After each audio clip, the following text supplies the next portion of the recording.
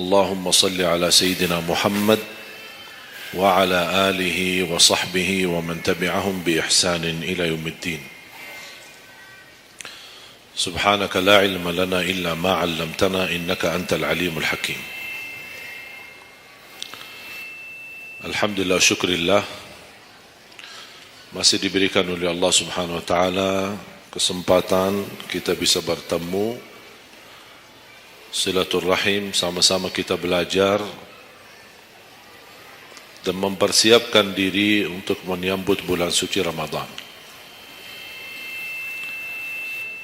Tidak terasa begitu berjalan waktu. Perpisahan dari bulan suci Ramadan, sebentar lagi menyambut bulan suci Ramadan. Kalau 1 tahun sudah berlalu, kira-kira 30 hari Ramadan bagaimana? 1 tahun sudah begitu luar biasa cepat. Dan ini menjadi bagian dari umur kita. Bertambah 1 tahun, berlalu 1 tahun, berarti akan melangkah lebih dekat kepada kematian.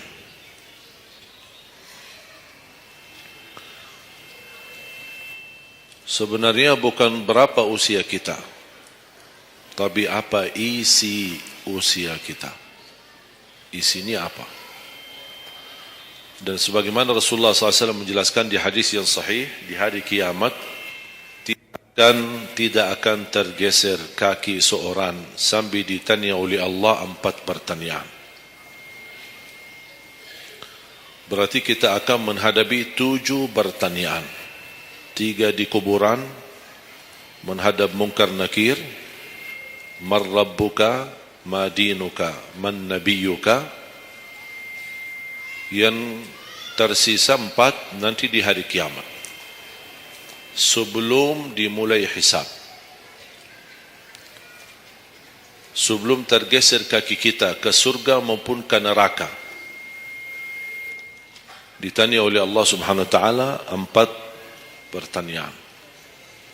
Yang pertama, lan tazula qadama 'abdin yaumal qiyamah hatta yus'ala an 4. Tidak akan tergeser kaki seorang di hari kiamat sampai ditanya oleh Allah SWT 4 pertanyaan. Yang pertama, an umurihi fima afnah. Umurnya apa yang kamu lakukan?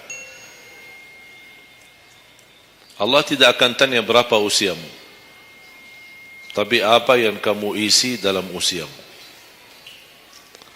60, 70, 100 tahun, kurang, lebih. Allah tidak berdulikan berapa usia kita. Bahkan banyak para sahabat ketika ditanya usiamu berapa, dia menjawab usia saya 10 tahun. Padahal sudah tua. Sudah di atas 50, ada yang di atas 40. Tapi kenapa begitu ditanya soal umurnya dia menjawab 10 tahun? Ternyata mereka menghitungkan usia yang sebenarnya adalah usia yang terisi taat. Masa jahiliyah, sebelum datangnya Islam, mereka menganggap itu semua usianya sia-sia.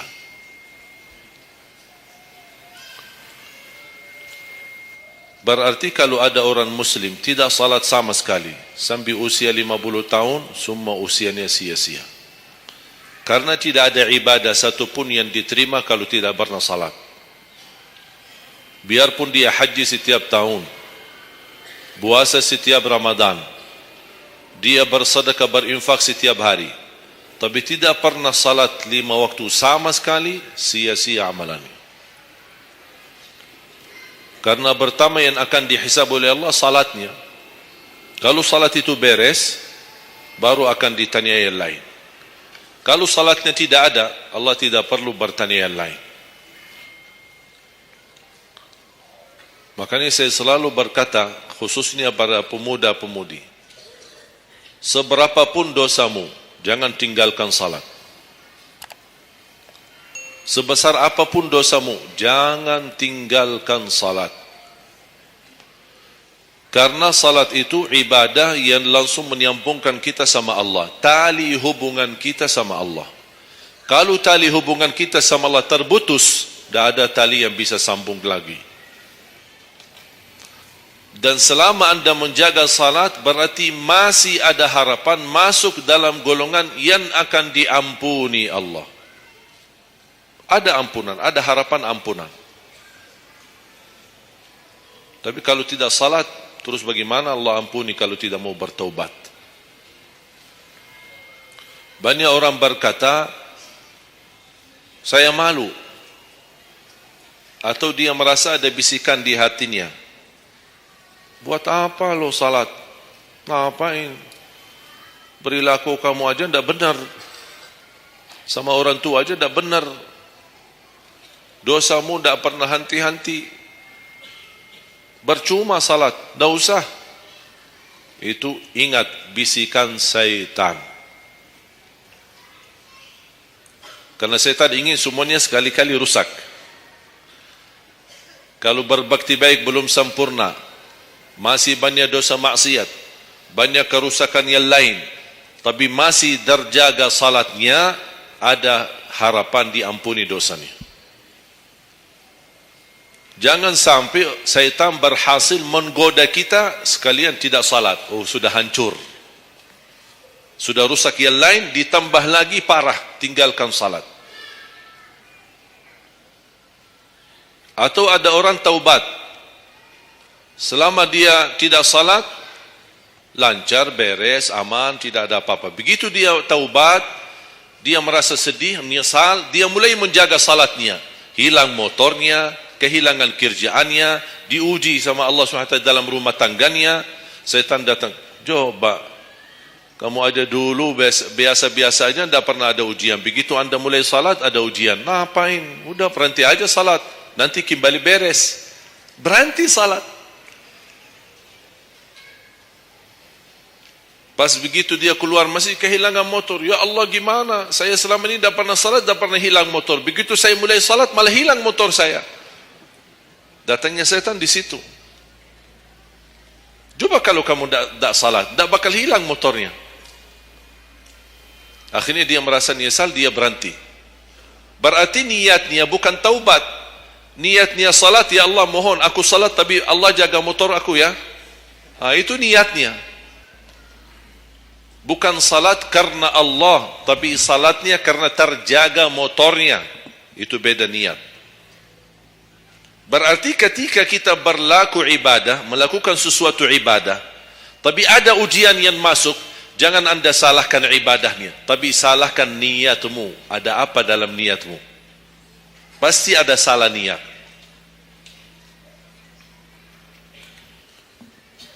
Dan itu inti daripada umur kita. Allah berikan 60 tahun. Kemarin saya hitungkan, kalau standar umur umatku kata Rasulullah kan 60 sampai 70. Itu kira-kira kurang lebih. Ada yang lebih tua, lebih panjang usianya, ada yang lebih muda. Tapi standar kata Rasulullah SAW, a'maru ummati baina 60 wa 70. Standar umur umatku antara 60 sampai 70. Ada yang melebihi dari itu, tapi sedikit sekali dibanding yang lebih muda. Saya kemarin hitungkan 60. Apa yang kita lakukan di dalam usia 60 tahun. Dari lahir sampai balik. Sampai tahun berapa? 15? Kita sepakat 15? 15 tahun. Berarti sebelum balik belum taklif. Sebelum balik belum taklif. Haji boleh tapi tidak wajib. Karena syarat haji harus balik. Syaratnya harus balik. Walaupun diperintahkan, dibiasakan untuk melaksanakan salat. Tapi anggaplah bedun taklif, belum ada taklif, belum ada kewajiban, berarti 15 tahun itu sia-sia. Dia potonglah dari 60. Berapa sisa? 45. Tidur sehari berapa jam? Hah? 8? Boleh kita sepakati angka 8? Ya, kita bicara standar. Katanya menurut kesehatan, tidur yang normal dan pas dan cukup adalah 8 jam. Anggaplah 8 jam tidur. Ada yang tidur 12 jam. Ada yang tidur bangun, salat tidur bangun, salat tidur bangun. Kalau hari libur, dia tidur, tak capek tidurnya. Begitu bangun, ya Allah begal badan saya, tidur lagi.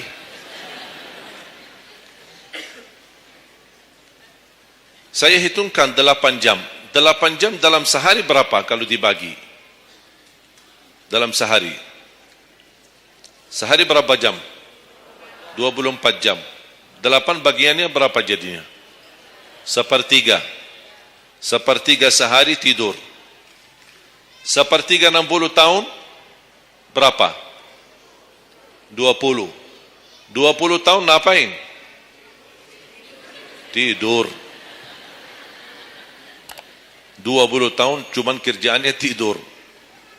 Mulai dari 8 jam. Coba, memang terlihat angkanya tidak terlalu besar. Tapi kalau dihitung dalam usia 60 tahun, 20 tahun tidur.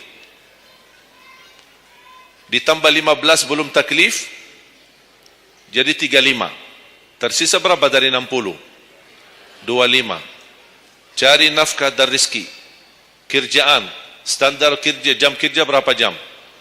8. Berarti 60 tahun berapa jam? Berapa tahun kita kerja? 20 tahun. 20 tahun cari menjadi kaya. Tapi 20 tahun masih stres. Tak jadi kaya-kaya. Masih bermasalah. Ditambah habis 20 tahun pensiun, tambah hutang. Belum lagi hutang sana sini. Sekarang semua serba hutang. Dan yang aku heran, kenapa orang Indonesia suka berhutang? Ada masalah sedikit hutang. Sekarang HP cicilan bagus-bagus. Begitu saya kemarin diajak sama teman foto, saya lihat HP ini, Masya Allah HP yang terbaru ini. Maaf Pak, cicilan. Jadi jangan ditipu, jangan tertipu ketika anda melihat handphone baru sama orang, langsung anda baik sangka barangkali cicilan. Tak ada yang sanggup cash. Cash itu 12 juta sampai ada 15 juta. Bawa mobil yang mewah, cicilan. Begitu pindah rumah, cicilan. Jalan-jalan besok juga nikah, cicilan. Semua serba cicilan. Dan terpengaruhi dengan promo. Promo sana, sana ini, ada ini, non persen, non ini, apa, sini beli satu, dapat satu. Dan semua serba hutang. Tanpa kita sadar, tidak sadar, memang mudah kita awal-awalnya berhutang, tapi begitu sudah jatuh tagihannya, pusing. Memang hutang ini bikin aku stres. Ada orang minta sama saya amalan. Ada enggak amalannya supaya saya bisa mengatasi masalah hutang ini? Saya bilang mudah amalannya, jangan berhutang lagi. Mudah. Sudah selesai. Hutang itu di dalam Islam dibolehkan kalau sudah benar-benar keadaannya darurat. Sudah tidak ada solusi, tidak ada jalan, tidak ada yang bisa bantu, tidak ada yang bisa menolong. Akhirnya terpaksa, dan hati-hati dari riba. Jangan terpaksa nanti beralasan, ya Allah saya terpaksa menggunakan pinjaman bank tapi riba. Pinjam 100 juta kembalikan 120 juta. Dosa besar. Masih lebih ringan dosa zina sama ibu daripada terima uang riba. Nauzubillah min zalik.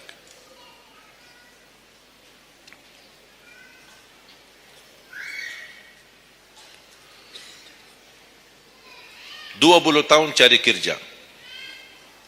Tadi berapa yang tersisa? 25 kan? Berarti yang tersisa berapa?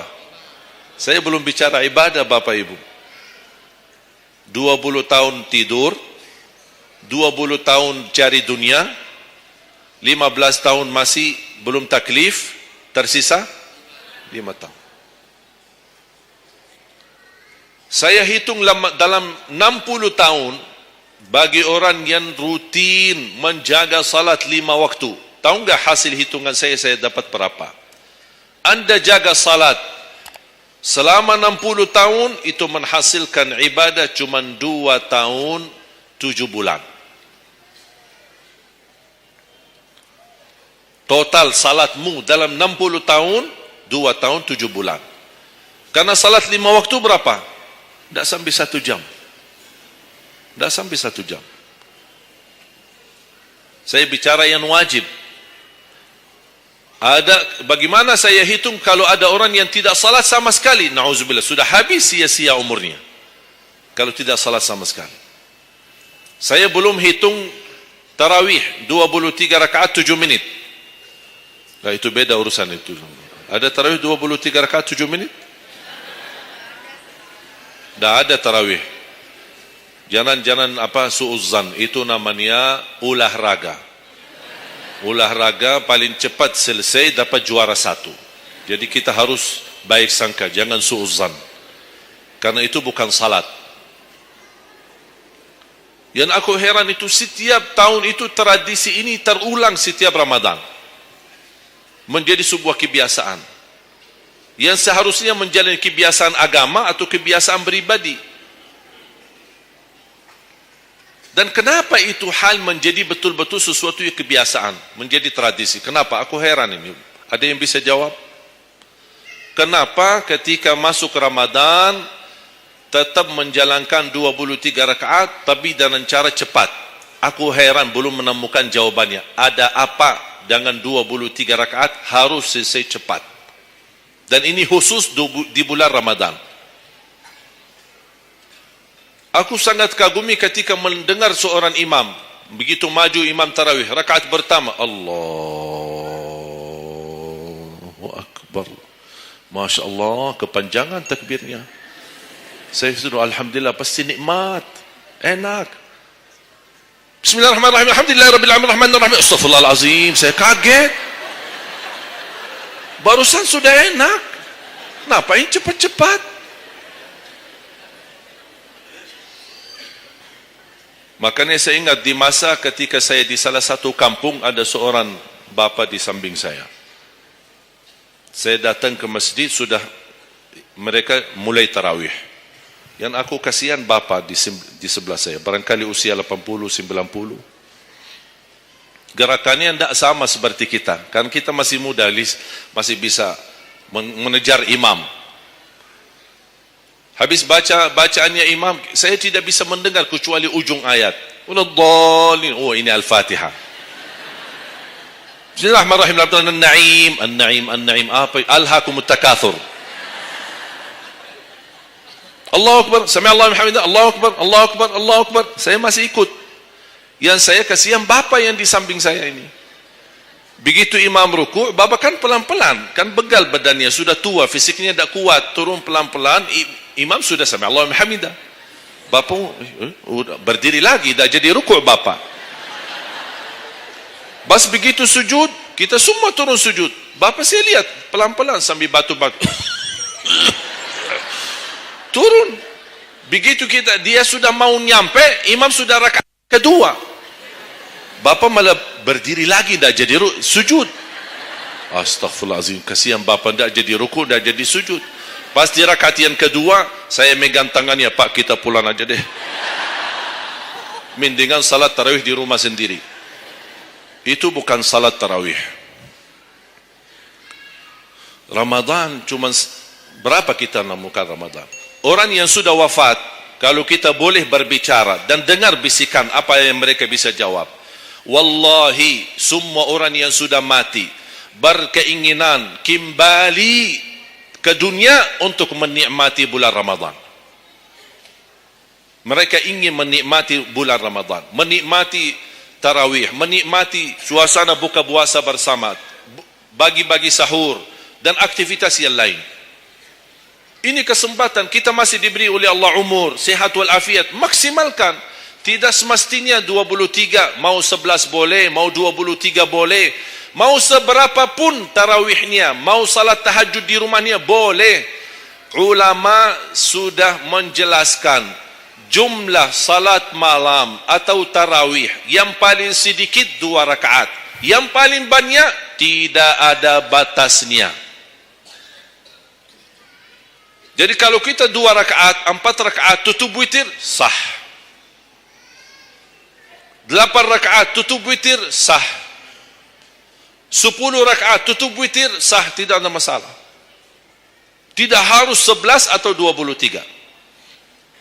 Intinya bukan jumlahnya, tetapi cara melaksanakannya. Apalagi kalau bacaan imam bagus, fasih, jelas hurufnya. Saya yakin bagi jamaah yang awam, yang datang setiap Ramadan, setiap malam ikut salat tarawih, dia belum bisa baca Quran, tapi dia mendengar baca imam selama 30 malam, dia pasti bakal belajar Al-Quran karena bacaan imam bagus. Bismillahirrahmanirrahim. Alhamdulillahi Rabbil Alamin. Ar-Rahmanir-Rahim. Maliki Yawmiddin. Iyyaka na'budu wa iyyaka nasta'in. Ihdinas siratal mustaqim.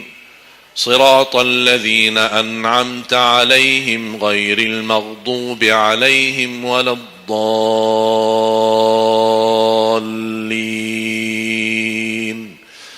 Amin. Kalau tidak dapat manfaat mengikuti salat tarawih di belakang imam yang bacaannya fasih selama 30 hari, anda cuma dapat benarkan bacaan Al-Fatihah, wallahi nikmat. Syukur. Selama 30 malam anda cuma dapat membenarkan bacaan Fatihahmu, sudah luar biasa. Tidak usah bicara ayat yang lain, hanya Al-Fatihah saja. Kenapa? Tidak sah salat kita tanpa Al-Fatihah. Kata Imam Nawawi, di dalam suratul Fatihah ada 14 tasdid. Ada 14 tasdid. Hurufnya yang ditekan. Ada 14. Tertinggal satu, batal salatnya. Dan Imam Nawawi berikut mazhab Syafi'i. Makanya jamaah sekalian, wajib hukumnya belajar Al-Fatihah, bukan sunnah. Wajib hukumnya belajar surat Al-Fatihah. Perbaiki, benarkan bacaanmu, karena tergantung Fatihahnya itu salatnya sah atau tidak, itu tergantung Al-Fatihah. Makanya saya harap mulai dari hari ini anda semua bersungguh-sungguh belajar suratul Fatihah. Jangan anda targetnya mau hafal 30 juz. 30 juz anda hafal tapi tidak benar suratul Fatihah, sia-sia, tidak ada manfaat. Karena anda baca suratul Fatihah, tidak baca ayat yang lain sama sekali, masih tetap sah salatnya. Karena suratul Fatihah tidak bisa diganti. Kalau anda lupa baca selain suratul Fatihah, ada istilah lupa salah satu kewajiban, bisa diganti dengan sujud sahwi. Misal, rakaat pertama baca Al-Fatihah, itu rukun. Lanjut baca ayat pendek, anda tidak sadar, habis waladdallin, amin, Allahu Akbar, lupa baca ayat, itu diganti dengan sujud sahwi. Itu kalau di salat wajib. Tapi kalau di salat sunnah, tidak ada wajib atau rukun selain suratul Fatihah. Jadi anda kalau salat sunnah cuma suratul Fatihah, kemudian takbir, rakaat yang kedua suratul Fatihah, dan kemudian langsung ruku', sah salatnya, tidak apa-apa. Tidak harus baca surah-surah yang lain. Itu di salat sunnah. Tapi kalau di salat wajib, hukumnya baca Al-Fatihah rukun, hukum baca surah yang lain wajib. Kalau terlupa, diganti dengan sujud sahwi. Sujud sahwi 2 kali sebelum salam. Habis tahiyat, sujud 2 kali, kemudian langsung habis itu salam. Dan habis sujud sahwi tidak bagi tahiyat lagi. Sudah cukup tahiyat yang anda baca. Makanya kembali lagi jamaah sekalian, umur bukan berapa usianya, tapi apa isinya. Maka Rasulullah SAW bersabda, ni'mal abdus salih man tala umur wa hasun amalu. Sebaik-baik hamba yang salih, yang panjang usianya, tapi baik amalannya. Baik amalannya. Bulan Syaban ini sekarang tersisa kurang lebih 14 atau 16 hari. Rasulullah SAW punya kebiasaan puasa Sya'ban full. Sambil kata Siti Aisyah, tidak pernah aku melihat Rasulullah puasa 1 bulan penuh selain bulan Ramadan sebagaimana di bulan Sya'ban. Penuhnya Rasulullah SAW. Bukan nisfu. Setiap datangnya Sya'ban ditanya nisfunya. Mana nisfu Sya'ban? Nisfu. Full Sya'ban. Puasa saja.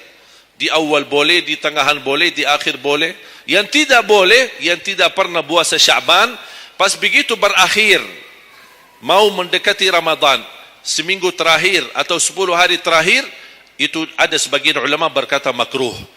Kalau sudah 2 hari terakhir bulan Sya'ban, anda tidak pernah ada puasa sebelumnya, itu dianggap oleh ulama haram. Apalagi kalau sudah jatuhnya di hari keraguan, hari ragu-ragu. Kemungkinan ini bisa hari terakhir, kemungkinan bisa masuk Ramadan, isbat Ramadan. Termasuk ibu-ibu dan jamaah sekalian yang masih punya hutang, segera lunasi hutangnya. Jangan begitu sudah mendekat puasa, anda punya hutang 7 hari, tersisa bulan Ramadan 5 hari. Apa?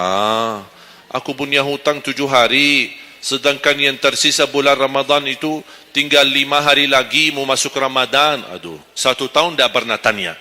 Begitu sudah mepet baru cari jawabannya. Itu karena hukuman nanti. Tetap diganti puasa yang dari tahun yang lalu. Tetap bayar hutangnya dan kena denda setiap hari kena fidyah. Jadi seandainya anda masih punya hutang dan masuk Ramadan, anda belum lunasi, tetap hutang itu terbawa nanti. Pas habis Ramadan, anda punya kewajiban bayar hutang. Tapi karena anda tunda, mundurkan sampai masuk Ramadan, anda punya kena denda. Ditambah lagi, bukan hanya bayar dengan puasa ganti puasa, tapi ada lagi namanya fidyah. 1 hari 1 orang miskin. Diberikan kecukupan makanan. Makanya kembali lagi, yang punya hutang segera lunasi hutangnya. Masih ada kurang lebih 15 atau 16 hari. Jangan sia-siakan umurmu. Yang kedua, pertanyaan Allah Subhanahu wa taala, wa an syababihi fima ablah. Usia mudahmu, apa yang kamu berjuangkan? Apa yang kamu lakukan? Pertanyaan saya kepada jamaah, usia muda apakah bukan usia dari umur? Bukan sesuatu dari umur? Usia muda bukan sebagian dari umur? Dari total umur bukan? Dari total umur. Tapi kenapa Allah bertanya soal umur secara total dan ditanya lagi soal usia mudahmu? Kenapa? Padahal kan sudah cukup Allah tanya tentang umurmu, ditanya lagi tentang usia mudamu. Kenapa 2 kali ditanya? Allah tidak mencukupi dengan pertanyaan umur, total umur kita, tapi Allah menambahkan lagi, itu menjadi beban bagi seorang pemuda. Allah bukan akan tanya total usia umurmu, tapi akan Allah tambah lagi pertanyaannya, apa yang kamu lakukan di usia mudahmu? Usia muda itu menurut saya sangat sensitif. Anak muda yang taat, istiqomah di sisi Allah lebih baik daripada yang tua yang taat. Sekali lagi, dan yang tua-tua jangan tersinggung ya. Yang muda yang taat, istiqomah di sisi Allah lebih mulia daripada yang tua yang taat. Sama-sama taat, tapi kenapa yang muda lebih mulia? Karena godaannya lebih besar. Kalau yang tua, apa yang mau digoda? Habis sudah. Tidak ada fisik, tidak ada tenaga, tidak ada apa. Kalau yang muda banyak godaannya. Pandangan matanya, telinganya, hawa nafsunya, sahwatnya, fitnah sana sini. Mudah digoda, anak muda. Makanya Allah berikan kemuliaan. Bahkan salah satu hadis yang sahih, Di hari kiamat, semua di bawah matahari. Cuma 7 golongan yang di bawah naungan Allah. Di antaranya, wasyabun nasya'a fi ta'atillah, seorang pemuda yang menjaga diri dalam bertaat kepada Allah. Dia dapat keistimewaan di hari kiamat. Bersama pemimpin yang adil. Bersama seorang laki-laki yang tergantung dengan masjid. Berapapun usianya. Ditambah lagi seorang pemuda yang bisa menjaga diri dalam bertaat kepada Allah Subhanahu wa taala. Dan kalau kita baca sejarah ulama, semua para berjuang untuk agama semuanya muda. Tak ada yang tua.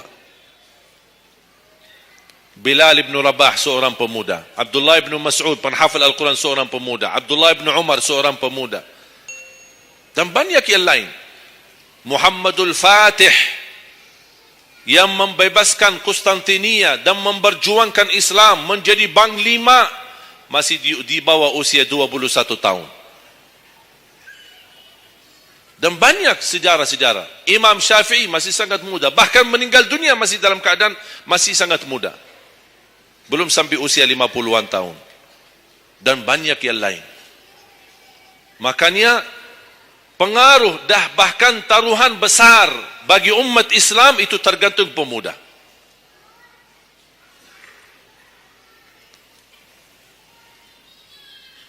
Kalau pemuda yang suka memakmurkan masjid, mencintai Al-Quran, dan dia bisa menjaga diri, dan dia bisa berbakti baik sama orang tuanya, dan selalu menjadikan target utama ridha Allah, wallahi Indonesia makmur.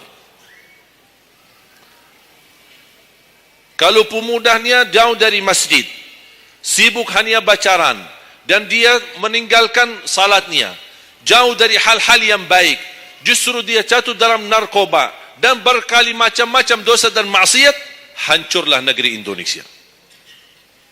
Indonesia tergantung pemuda. Maaf, bukan tergantung para tua. Tergantung pemuda. Makanya saya bahagia sekali ketika kemarin tanggal 17 April, saya bahagia sekali ketika melihat semua pemuda-pemuda ikut nyoblos di TPS. Walaupun kita belum lihat hasilnya, tapi sabar. Sabar. Ini ujian. Jangan ada orang terlalu muda diadu domba. Sabar. Apapun keputusannya kita tunggu. Keputusan yang resmi dari KPU. Keputusannya benar, tidak benar, serahkan kepada Allah. Hati-hati, jangan terlalu muda diadu fitnah. Sama-sama Muslim. Jangan kita diadu domba di antara kita sesama. Bahaya sekali kalau terjadi konflik gara-gara pemilu dan kepentingan politik. Silahkan lihat apa yang terjadi di Timur Tengah. Semua kejadian di Timur Tengah, awal langkah kejadian itu gara-gara kepentingan politik. Yang menjadi korban rakyat. Orang politisi hidup di negeri Eropa. Nikmat, senang, bahagia, semuanya serba ada. Mereka tidak bahaya. Tapi yang bahaya rakyat. Yaman, Suria, Irak. Dari tahun 90 sampai sekarang Irak tidak bisa aman.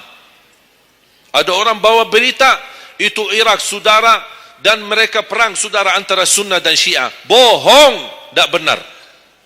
Ratusan tahun mereka hidup damai antara Sunnah dan Syiah, tidak pernah bermasalah.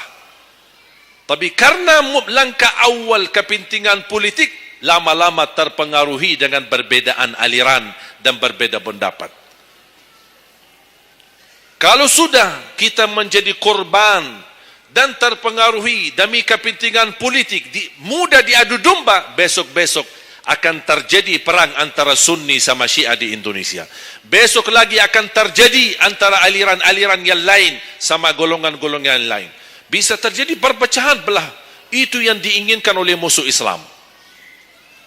Jangan diberikan kesempatan. Terjadi ujian, memang kita menghadapi ujian. Bukan hanya umat Islam di Indonesia. Di Palestina sudah 60, bahkan sudah sampai 70 tahun mereka menghadapi ujian. Tapi kekuatan sabar luar biasa. Tidak pernah putus asa. Biarpun mereka tidak bersenjata, tidak punya apa-apa melawan musuhnya Israel. Tapi mereka tetap tidak pernah putus asa, tidak pernah pasrah. Mereka tetap berjuang, mencintai Masjidul Aqsa. Saya merasakan perjuangan pemuda ketika saya ke sana, ke Masjidul Aqsa. Makanya jemaah sekalian, kita bisa memperjuangkan, tapi tambah membuat permusuhan. Kita masih bisa bertahan. Dan insya Allah ada jalan keluar dari segala kesusahan. Dan Allah tidak mungkin membiarkan kezaliman terjadi. Kalau kita merasa terzalimi, tidak apa-apa, tunggu. Dan kita harus belajar saling menghormati.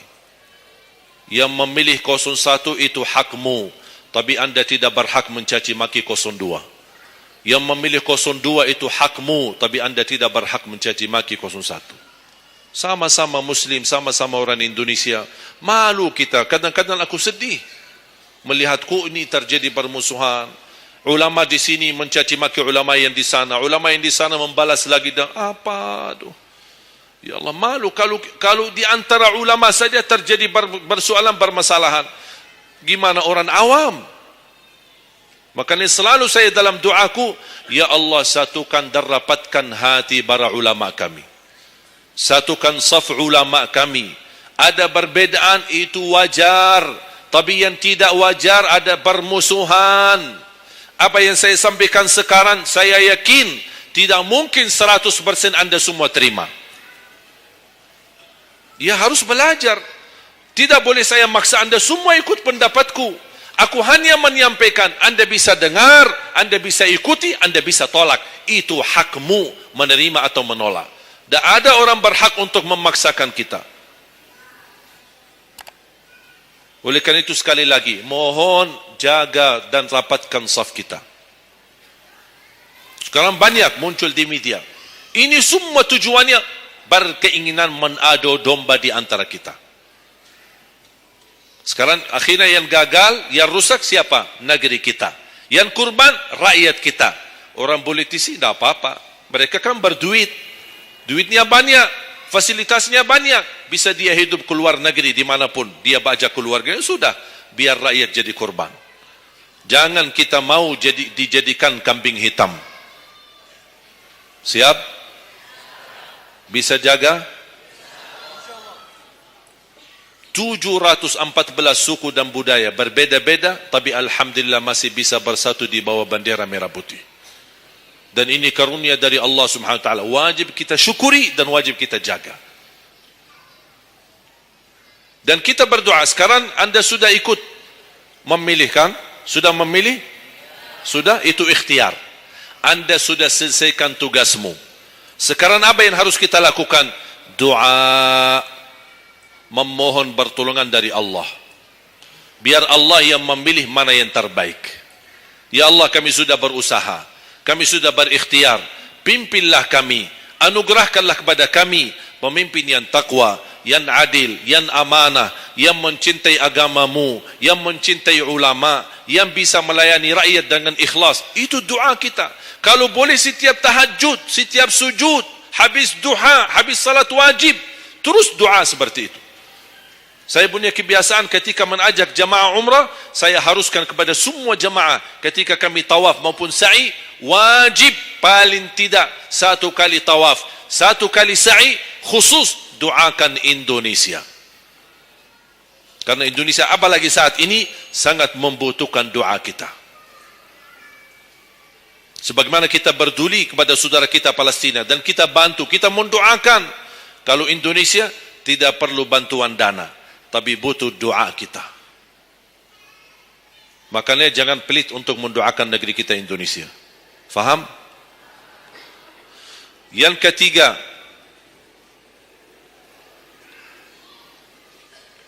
wa an ilmihi wa an malihi min aina iktasabah wa fima anfaqah. Pertanyaan yang ketiga yang akan ditanyakan oleh Allah, hartamu dari mana dan ke mana? Bahaya ini. Kadang-kadang ada orang sumber dananya halal, tapi pengeluarannya bebas. Semuanya boleh. Itu bertanggung jawabannya. akan ditanya oleh Allah, dari mana dan ke mana? Allah sudah kasihkan, itu dari mana datang? Anda harus memberi jawaban yang benar. Dan ke mana Anda infakkan? Dan ingat, halaluha hisab wa haramuha azab. Harta yang halal bakal dihisab. Sekarang banyak orang salah faham. Orang fikir kalau ada harta yang haram akan dihisab oleh Allah. Tidak. Yang dihisab bukan yang haram, tapi yang halal. Dari mana dan ke mana? Terus yang haram gimana? Ngapain? Diazab. Anda sudah tahu itu haram, tapi Anda lakukan, Allah tak perlu tanya lagi kenapa Anda lakukan. Allah pergi langsung diazab. Na'udzubillah min zalik. Hati-hati. Oleh karena itu bahagia kata Rasulullah SAW, seorang yang mulia, yang Allah berikan kekayaan, diberikan kemampuan, tapi dia bisa menggunakan dengan sebaik-baiknya. Ni'mal malus salih indal abdis salih. Sebaik-baik harta yang halal di tangan hamba yang salih. Itu termasuk harta yang terbaik. Kenapa yang terbaik di tangan orang yang salih? Karena orang salih tidak mungkin salah guna. Dia sudah jaga sumber, dia juga pengeluarannya jelas. Untuk kebutuhan keluarga, tidak mubazir, tidak berlebih-lebihan. Katanya halal, berarti bebas belanja. Tidak bebas. Islam tidak menanjurkan seperti itu. Anda boleh ambil kebutuhanmu, tapi jangan berlebih-lebihan. Mohon maaf, coba sekarang tanya ibu, tanya diri sendiri masing-masing. Berapa macam baju di lemari kita? Sudah, mohon maaf, tak usah bahas yang lalu. Terlanjur belanja karena ibu merasa tidak tidak tega, merasa keberatan kalau setiap acara itu aja yang dipakai. Pagi acara, besok siang pulang ganti. Siang malam ada acara lagi, ganti lagi. Karena merasa malu. Apalagi kalau ketahuan, bukan yang tadi pagi ini ya. Oh, ada beda warna. Memang sama model tapi beda warna. Malu karena orang-orang itu. Apain aku?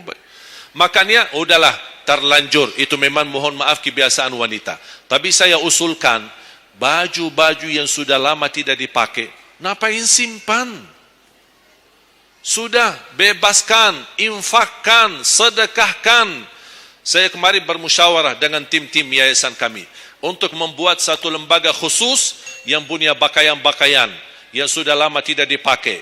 Apapun boleh, alat meja, sofa, apa saja yang di rumah, karpet, yang bukannya sesuatu yang tak pernah dipakai, barang makanan, piring, sendok, apa saja, insyaAllah kami bisa ditarik dan dikawal dan dikelola lagi, dikelola ulang, termasuk baju-baju. Kalau ada yang robek, ada yang ini, kita bisa jahit, kita bisa perbaiki dan kita sedekahkan. Bisa di dalam negeri dan bisa di luar negeri. Alhamdulillah program ini berjalan di kota Madinah. Alhamdulillah tidak ada lagi mubazir yang buang baju sia-sia. Semuanya bisa dimanfaatkan. Mudah-mudahan terwujud program ini agar ibu-ibu tidak terbeban. Ada kelebihan, mau pindah rumah. Biasanya kalau pindah, apalagi kalau orang kaya. Pindah rumah, mana barang-barang dibawa lagi? Barang-barang besi yang baru-baru semua. Terus yang tersisa kemana? Dibuang. Atau tidak tahu kemananya. Udah, kita yang ambil, kita yang kelola. Yang perlu diperbaiki, kita perbaiki. Dan kita hantarkan kepada warga-warga yang miskin yang mereka tidak punya apa-apa. Setuju? Yang terakhir, yang keempat, wa an ilmihi madza amila bihi.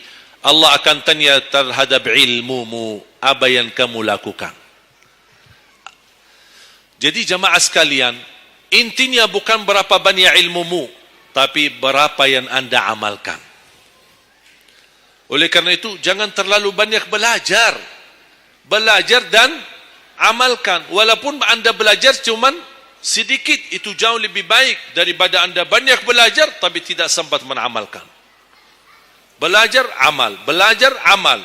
Dan ilmu yang bermanfaat yang diikuti dengan amalun salih. Ada orang Masya Allah semangat, ke sana belajar, sana belajar, sana belajar, tapi tidak pernah mengamalkan. Dikasih amalan zikir, wirid, tidak diamalkan. Ditambah lagi amalan yang kedua, tidak diamalkan. Akhirnya terbeban, banyak amalan belum ditunaikan. Itu menjadi beban. Nanti di hari kiamat, Allah akan tanya, sudah berapa lama kamu belajar? Sudah berapa banyak ilmumu? Apa yang kamu amalkan? Oleh karena itu jamaah sekalian, tolong jaga. Boleh anda belajar, tapi anda amalkan. Kalau ada orang berkata, daripada saya salah, ya udah enggak usah belajar. Oh, bahaya lagi. Ada orang berkata, daripada saya perlumpuh dan bisa mengamalkan, mendingan saya enggak usah banyak belajar. Udahlah, biar saya tunaikan dulu yang sudah saya belajari. Tidak. Tetap anda belajar dan mengamalkan sesuai kemampuannya. La yukallifullahu nafsan illa usaha. Walaupun anda belum tunaikan seluruh amalannya, tidak apa-apa. Tapi anda sudah ada niat, anda sudah ikhtiar, anda sudah tunjukkan yang terbaik. Tapi kemampuannya memang sampai segini, kemampuannya memang terbatas. Tidak apa-apa, Allah melihat anda sudah bersungguh-sungguh untuk mengamalkan apa yang anda belajari. Oleh karena itu, saya kasih satu amalan. InsyaAllah mudah-mudahan bermanfaat. Sedekah subuh. Sedekah subuh, kenapa saya berkata sedekah subuh? Bukan berarti tidak boleh sedekah di waktu yang lain. Semua sedekah boleh di setiap waktu dan setiap saat, hari Jumat maupun selain hari Jumat. Tapi sedekah subuh itu termasuk sedekah yang terbaik. Kenapa? Bukan kata saya, tapi kata Rasulullah sallallahu alaihi wasallam. Setiap waktu subuh Allah turunkan malaikat, tugasnya mendoakan orang yang bersedekah subuh hari. Allahumma a'ti munfiqan khalafa. Ya Allah, ganti yang lebih baik bagi orang yang infak di subuh hari. Ibu-ibu lagi halangan tidak salat, sebelum beraktivitas isi sedekah subuh. Anda tidak usah susah-susah mencari anak yatim dan orang miskin di subuh hari. Mulai hari ini masing-masing bikin kotak amal atau botol atau kaleng, simpan di rumah. Setiap habis salat subuh, sebelum beraktivitas, isi sedekahnya. Apalagi kalau sedekah itu disertai doa. Begitu anda sedekah, sebutkan hajatmu. Ya Allah, dengan berkah sedekah ini, ya Allah, saya ingin nikah. Mudahkan jodoh. Nikah lagi juga boleh doa, tidak apa-apa.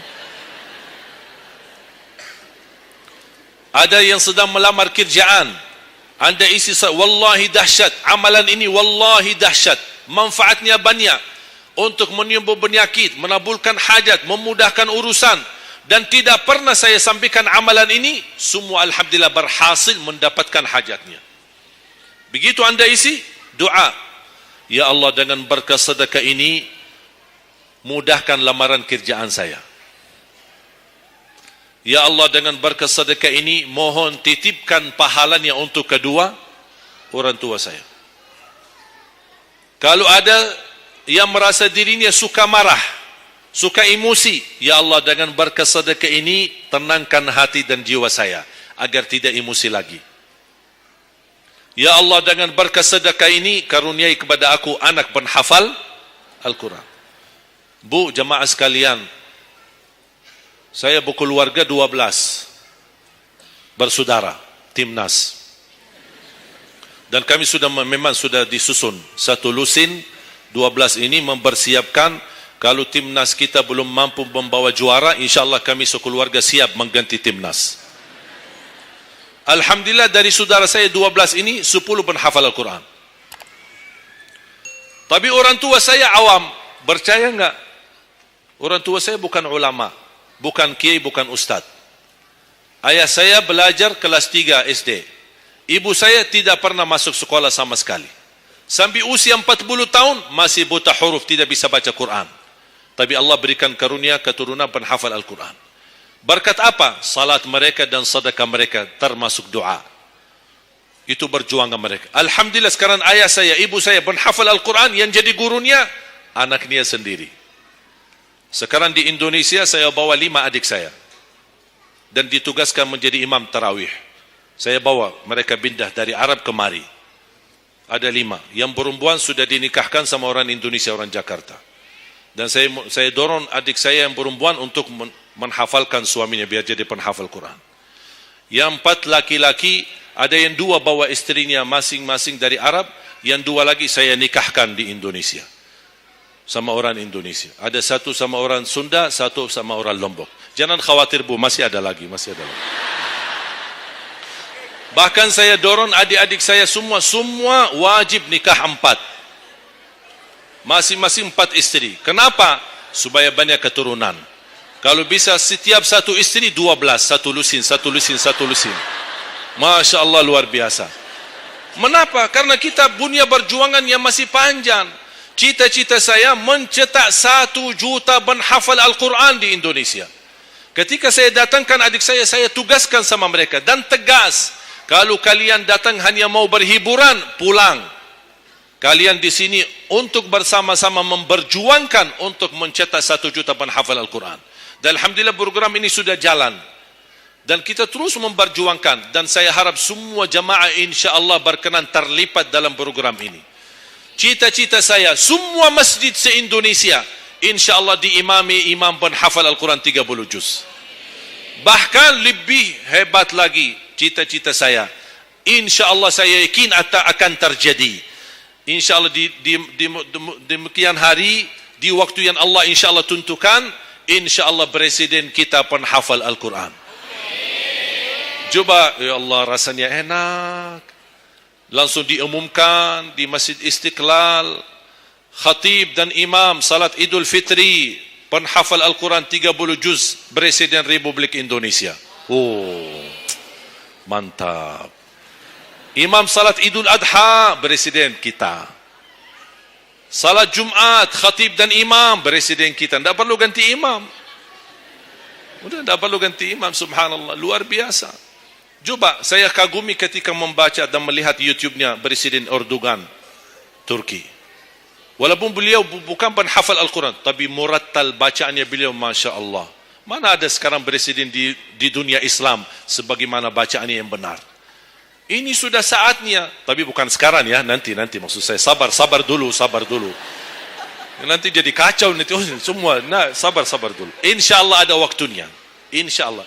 Mulai dari sekarang kita ayo bersama-sama mempersiapkan untuk kalau anda gagal menjadi penghafal Al-Quran, jangan gagal anakmu, cucumu, generasi yang ini semua. Kita melihat, saya bangga. Kenapa saya semangat untuk mencetak 1 juta penghafal Al-Quran? Itu berkatnya acara Hafiz Indonesia. Nonton kan acara Hafiz Indonesia? Nangis ya? Habis tisu kan? Tahu enggak salah satu karunia Allah untuk Indonesia? Ada teman saya berusaha punya TV di Arab. Beliau ingin membuka dan membuat acara Hafiz Indonesia versi Arab. Tapi gagal. Kenapa? Karena tidak menemukan jumlah yang banyak penghafal Al-Quran di bawah usia 10 tahun. Hanya Indonesia saja. Malaysia kalah, Indonesia saja. Di bawah 10 tahun. Dan sayang sekali memang anda yang nonton acara Hafiz Indonesia, anda nonton acara yang sudah jadi. Tapi anda belum tahu apa yang kami berjuangkan di belakang layar. Sebelum acara Hafiz Indonesia, 4 bulan bekerja keras. Sambil tim turun ke lapangan, ke desa-desa, kampung-kampung, ke pulau-pulau untuk menumpulkan dan mendatangkan, menghadirkan para penghafal Al-Quran. Ketika dibawa di Jakarta, 2 bulan berturut-turut kami didik mereka. Yang awalnya pemalu, awalnya ada yang mohon maaf kencing di celananya sendiri, saking tidak berani, takut. Alhamdulillah sekarang menjadi mereka pemberani.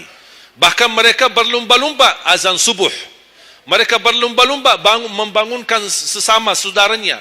Sama-sama tertib, makan. Kita menghadirkan dokter kesehatan, kita menghadirkan dokter psikologi jiwa untuk menjaga perasaan mereka selama 2 bulan. Didampingi kadang-kadang ibu mereka, didampingi kadang-kadang ayah-ayah mereka. Dan semua rata-rata sepakat orang tua mereka tidak pernah kami merasakan bangga memiliki anak sebagaimana kami melihat perjuangan di Hafiz Indonesia. Dan alhamdulillah begitu selesai acara Hafiz Indonesia, kami tidak tinggalkan mereka. Kami terus kawal, kami terus pimpin. Dan alhamdulillah mereka di kampung masing-masing sudah membangun rumah tahfiz. Ada yang membangun pesantren untuk mencetak dan melahirkan jumlah yang banyak penghafal Al-Quran. Dan ini perjuangan luar biasa. Tidak mudah. Berapa biaya yang dikeluarkan. Dan mohon maaf, belum ada sponsor yang bisa mensponsori kita dan membayar full untuk kita. Kita terus bekerja keras dan alhamdulillah masih Allah hantarkan kepada kita orang yang dermawan, orang yang baik, yang berduli dengan dan mencintai Al-Quran. Allah anugerahkan. Wallahi menurut saya, saat ini, zaman ini, sedekah yang terbaik dan yang termulia, semua apapun yang terkait dengan Al-Quran, itulah yang termulia. Makanya boleh anda ketika anda bersedekah, jangan lupa disertai doa. Di antaranya anugerahkan ya Allah Indonesia menjadi negara Al-Quran. Tapi tolong fokus. Kalau anda isi sedekahnya, tolong disesuaikan. Jangan isi sedekahnya koin, teng, tapi doanya sampai terbit matahari.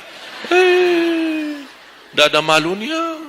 Kata Allah, koin-koin aja sedekahnya, doanya dah habis-habis. Hajatnya panjang, lebar.